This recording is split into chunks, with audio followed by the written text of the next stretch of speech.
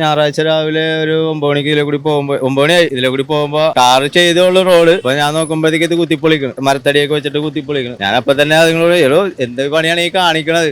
ഇപ്പൊ ടാർ ചെയ്തല്ലേ ഉള്ളൂ, ഇത്രയും ദിവസം നിങ്ങൾക്ക് ഉണ്ടായില്ല, നിങ്ങൾക്ക് അത് ചെയ്താൽ പോരെ.